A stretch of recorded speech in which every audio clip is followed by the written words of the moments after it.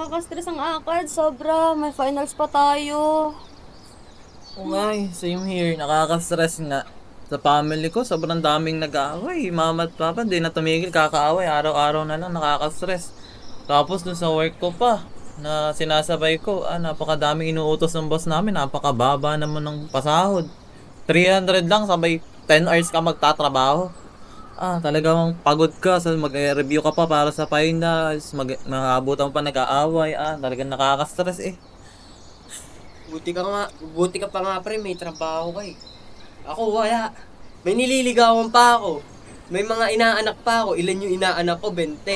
So, hindi ko alam kung saan ko kukunin yung bibigay ko sa kanila. Tapos, ito pa malala. Wala pa kami pang Noche Buena. Dahil nga, breadwinner ako, kailangan ko magbigay. Nakaka-stress na. Nakaka-stress talaga, pre. Kahit ako, may stress ako dun eh. Buti ka pa, may trabaho ka, pre. Okay na yun. Ano ba kayo guys? Umayos nga kayo. Lahat tayo nai-stress. Lahat tayo may problema. Pero, nagsama-sama tayo dito ngayon para kalimutan yan. Yeah, tama. Kaya nga tayo nagsama-sama ngayon para ma-relieve yung stress natin at mabawasan man lang eh. So, let's bet it out guys. So, ano ba mga coping mechanisms nyo kapag nai-stress kayo?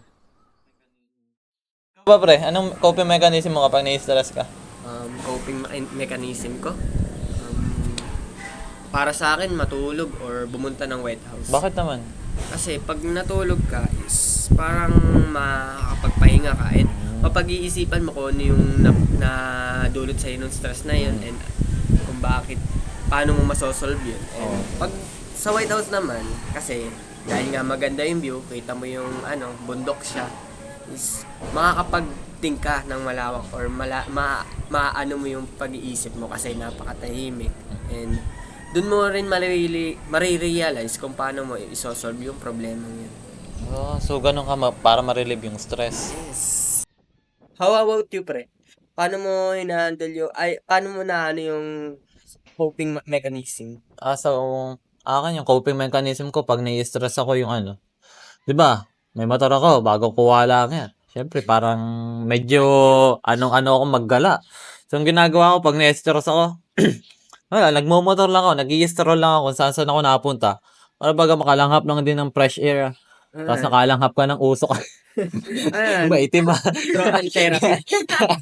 parang, Throttle therapy. parang ganun baga. Parang makapunta sa new place baga. Para ma-relieve yung stress, medyo mawala ka dun sa kung ano mang iniisip mong problema. So, baka naman mabangga ka dyan. Sige lang. Syempre, lang, smooth ride lang. Takbong pogi lang baga. Takbong pogi lang. Para bagay takbong 80 kay baka mamatay na bigla. Kaya yun ginagawa ko pag nai-stress ako. Nag-i-stroll lang ako kung saan ako napunta. Hanggang sa mawala na yung ko. Parang medyo ma-relieve ako sa stress. Ako nga, ang coping mechanism ko, window shopping eh. Alam niyo yung, kumbaga pagka nakakita ko ng magagandang damit, kahit sa Shopee lang, nag-add to cart ako na, kumbaga goal ko na siya as, mag-iipon ako para mabili ko yung magandang damit na yun. Kumbaga pag, habang nakakita ko ng mga magagandang damit, na relieve yung stress ko na nawawala yung sa isip yung mga, mga stress ko, ganun. Hindi ka ba nai-stress dun kapag kunyari nakakita ka ng magandang damit sabay gagawin mo siyang goal para mabili? Paano mo iipon yung pera? Di ka ba nai-stress sa ganun? Actually hindi naman masyado kasi kumbaga kung gusto mo talaga yung bagay na yun, 'di ba? Pag-iipunan mo talaga kahit na may process siya, 'di hindi naman siya nakaka-stress gano'n masyado pagka yung kasi goal mo na siya, eh. Kaya sabi nga nila, 'pag gusto may paraan, 'pag ayaw may dahilan. Bagay, may ganyan-ganyan na naman tayong coping mechanism sa stress eh. So, yan yung iyong coping mechanism, Yes. Kapag na-stress ka, Siya doon ka masaya eh. nagiging masaya di ba? Yes. Kunya si Wendell, tutulog lang.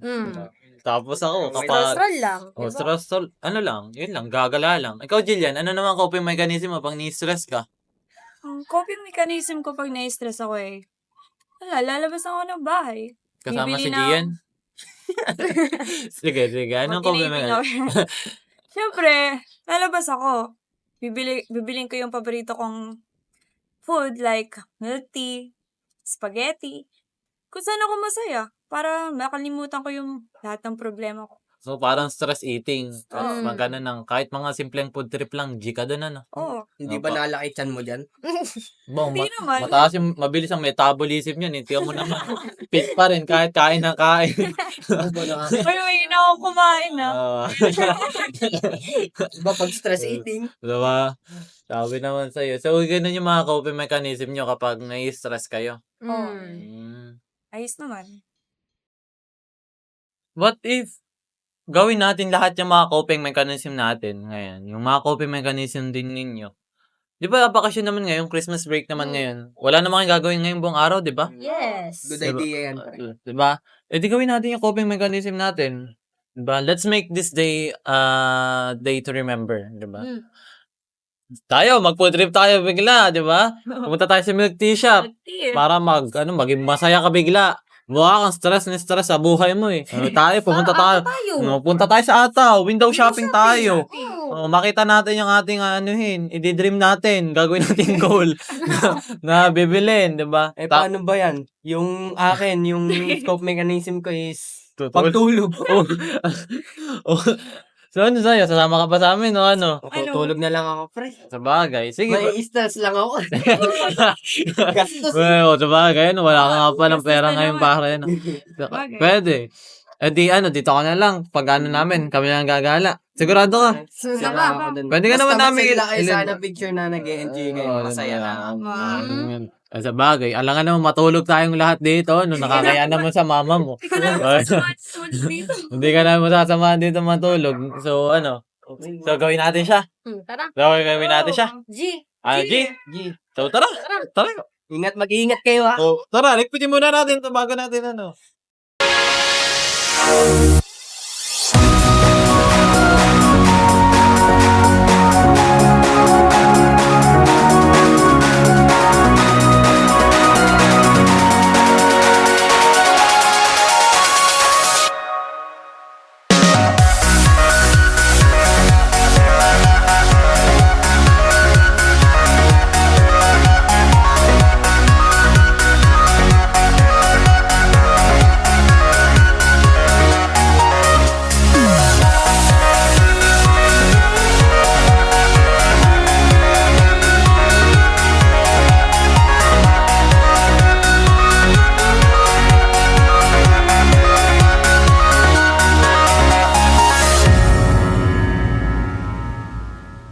Nakapagod.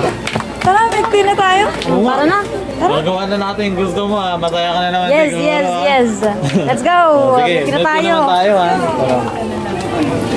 Hindi pa yun. Ano yun? Sabi ko yung mas nalipit. Ano ka na? May available ako yung naman kasi. Yes, yes. Ano ka po yan? Okay na.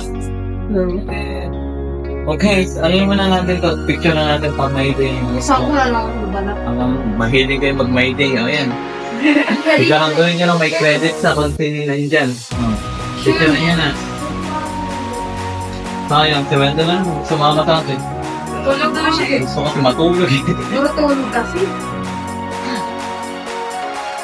Ay, ganun ngayon matulog eh.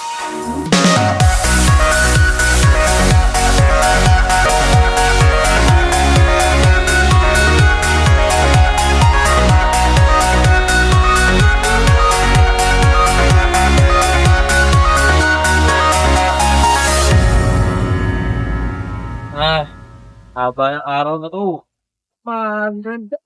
Ano, busog ka na? Yun na. Mapag-nag na. Ikaw, ay may sabi. Ayun. Ano, order ton? Oo, ayos lang din.